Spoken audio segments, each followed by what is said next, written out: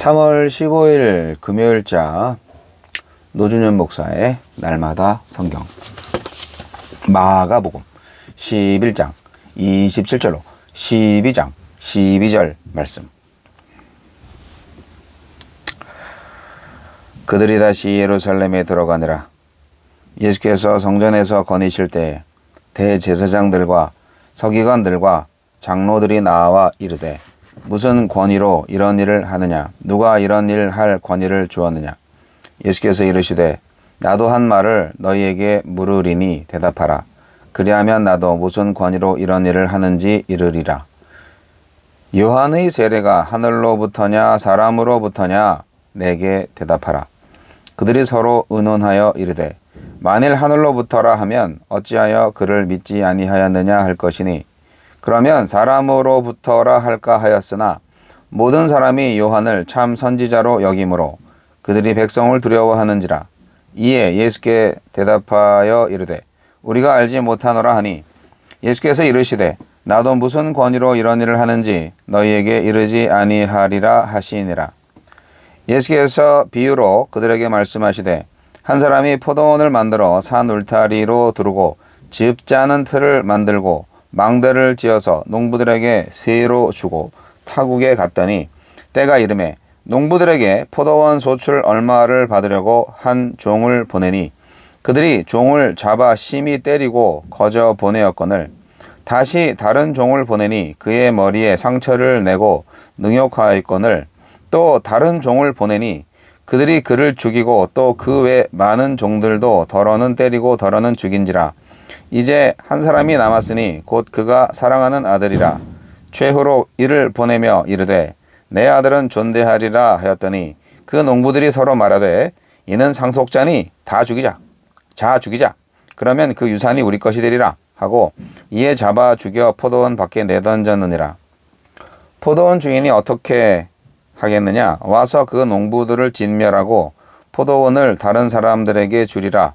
너희가 성경의 건축자들이 버린 돌이 모퉁이의 머릿돌이 되었나니 이것은 주로 말미암아 된 것이요 우리 눈에 놀랍도다 함을 읽어보지도 못하였느냐 하시니라.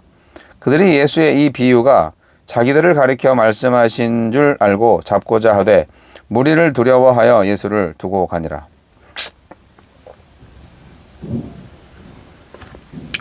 예수님의 권위. 종교 당국자들은 예수께서 성전에서 하신 일을 보고 권위의 출처를 묻습니다. 세례 요한이 지닌 권위의 출처를 되묻는 질문을 회피한 그들에게 주님은 비유로 응수하십니다. 하나님은 어떤 분입니까? 예수님은 하나님으로부터 받은 권위로 성전에서 파격적인 일을 하셨습니다. 세례 요한도 자신이 예수님의 길을 준비하는 자일 뿐이며 예수님이 자신보다 능력이 많고 성령으로 세례를 베푸실 분이라고 소개했습니다.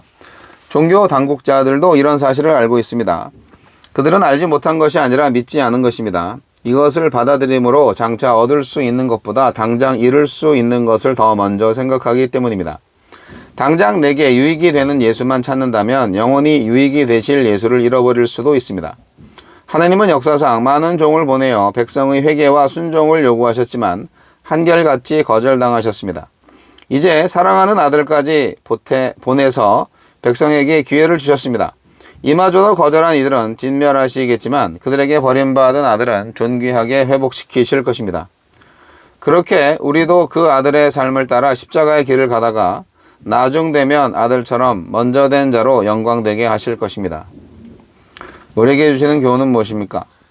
대제사장들과 서기관들과 장로들은 하느님의 아들을 몰라보고 자신들의 권위가 침해당하는 것만 관심을 가집니다. 세례 요한의 권위가 어디서 왔는지도 대답하지 않는 것에서 알 수 있듯 그들이야말로 세례 요한을 선지자로 보내신 하느님의 권위를 인정하지 않는 자들입니다. 그들이 두려워한 것은 하느님이 아니라 백성이고 그들이 붙잡고 싶은 것은 진리가 아니라 기득권일 뿐입니다. 그래서 대답해야 할 때 대답할 수 없었고 인정해야 할 때 인정할 수 없었습니다. 내 판단의 근거는 내 이해관계가 아니라 하느님의 말씀입니까? 대답하고 인정해야 할 일을 정당하지 않게 회피하거나 미루고 있지 않습니까? 비유를 통해 거역과 반역의 역사를 되풀이한 조상들처럼 하느님의 사람을 죽이라는 음모가 폭로되었는데도 종교 지도자들은 회개하기는커녕 더욱 악하게 반응합니다. 묵상을 통해 그릇된 생각을 드러내실 때 나는 어떻게 반응합니까? 주여, 당장 얻을 유익을 위하여 영원한 유익이신 예수님을 외면하지 않도록 도우소서.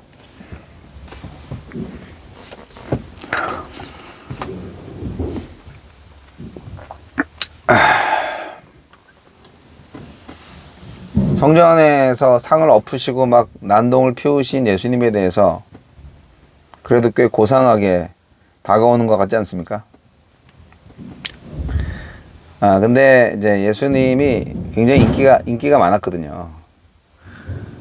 군중들이 함께 있기 때문에 결국 여론을 무시하기 어려워서 그렇게 조심스럽게 다가온 것이었겠죠. 참 결국 민주주의라는 것은 국민이 똑똑해야 되고 국민이 행동을 해야 됩니다. 네. 물론 이 당시 군중들이 잘못된 이해를 가지고 있는 것이었지만 어쨌거나 지금 당장은 예수님에게 파워가 있었던 거죠. 네, 무시 못할 파워, 군중의 힘. 예루살렘 입성을 이제 했고 이제 다윗의 아들 메시아로서 정체를 드러냈습니다. 완벽하게. 물론 어제까지의 본문을 통해서 예수님은 정확하게 말씀하셨죠. 무화과 나무 그 비유하고 성전 청결하는 그 행동 그 두 가지로서 확실하게 겉만 화려하고 열매 없이 그냥 잎만 무성한 그런 나무처럼 겉만 화려한 성전 중심의 유대교의 종말을 선포하신 거예요.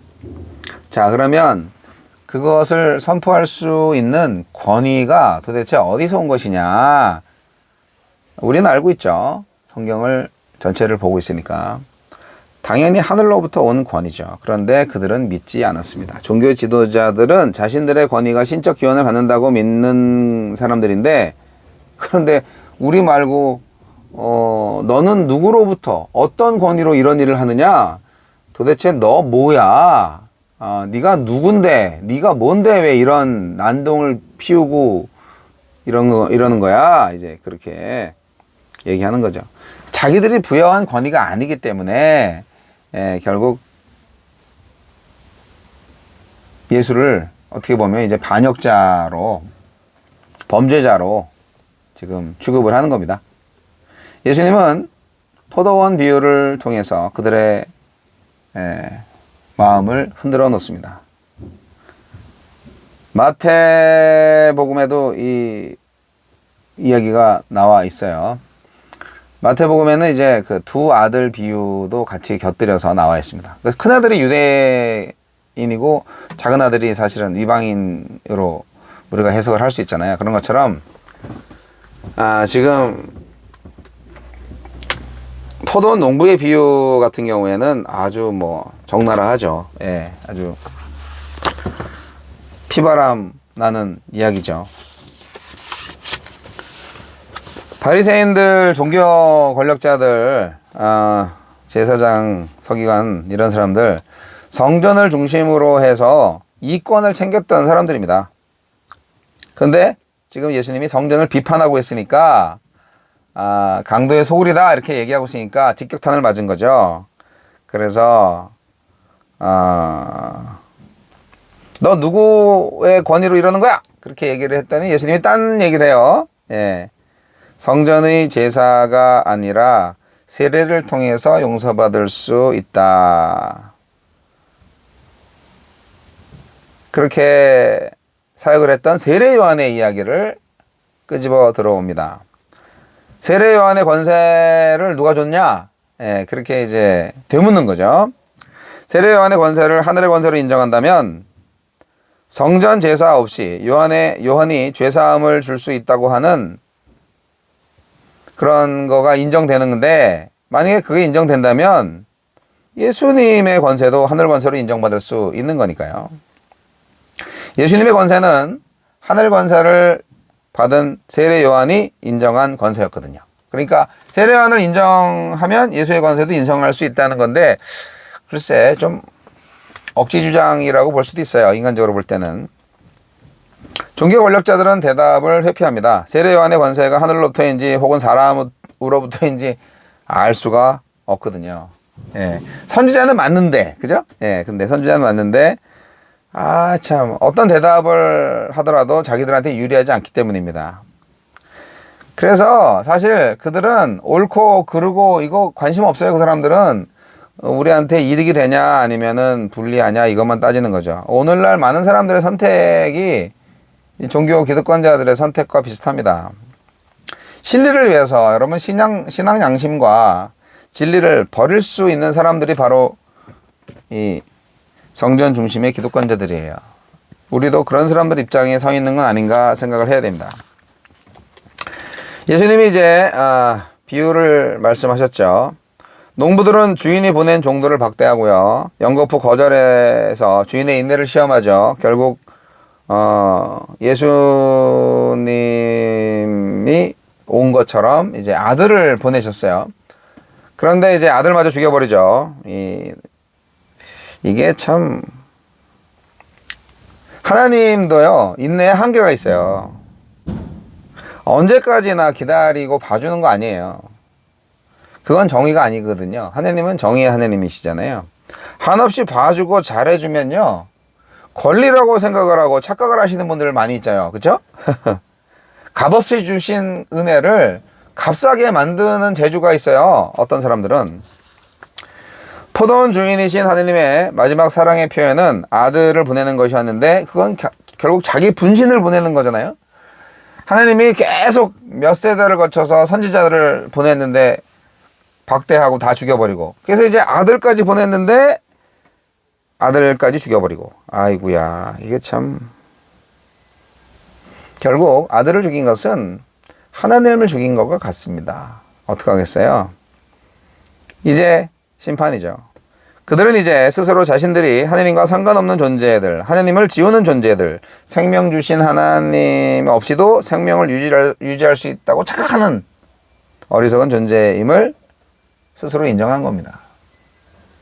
이런 자들은 오늘날에도 멸망받을 겁니다. 그런 사람들은 하나님의 자비가 통하지 않습니다. 저는 이 세상을 심판하실 하나님을 믿습니다. 회개하지 않는 악인들은 반드시 능지처참될지어다.